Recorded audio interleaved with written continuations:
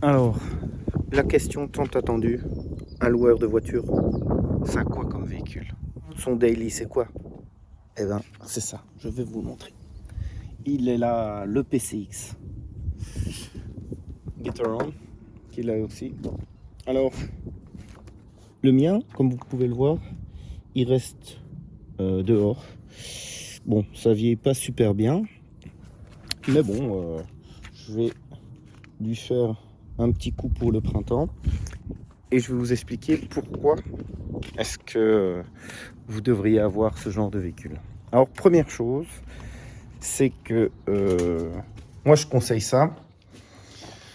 Quand je revois en fait toute ma carrière professionnelle, ou même en termes de déplacement, le premier critère, numéro 1, c'est souvent, voire très très souvent, je suis seul dans ma voiture. Donc ça aussi, quand on y pense, avoir un véhicule 4 places et être tout seul dedans, ben c'est peut-être pas très très fut-fut. Après, je dis pas le confort, ouais. Et ça, on en parlera après. Mais vraiment, le fait d'être seul et d'avoir, quand je vois mes distances de déplacement, c'était quoi?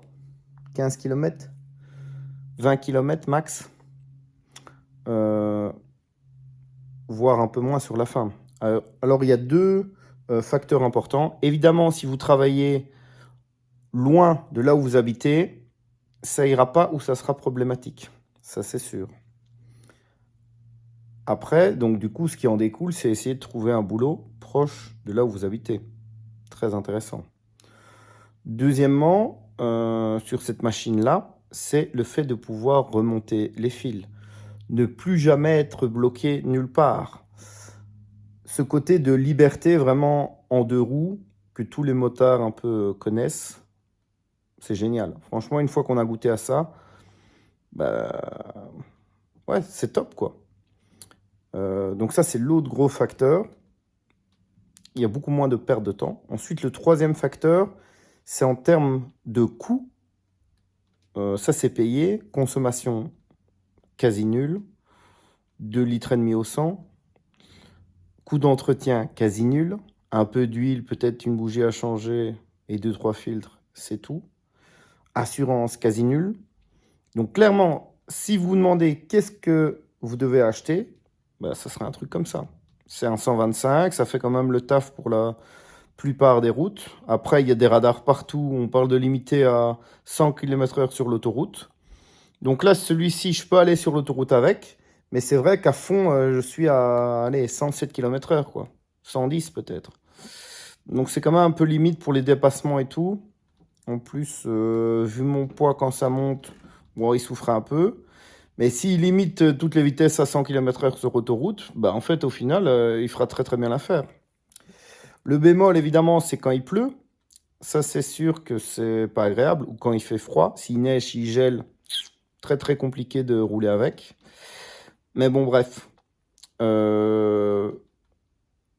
Moi, si c'était vraiment à refaire, à mes 18 ans, j'achète ça et aucune voiture.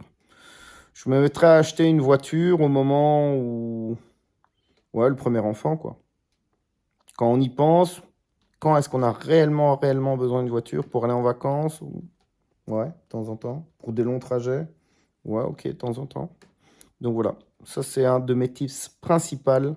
Et je réponds comme ça à la question, si vous voulez un véhicule pour, en tant que loueur de voiture, prenez ça, c'est très très bien.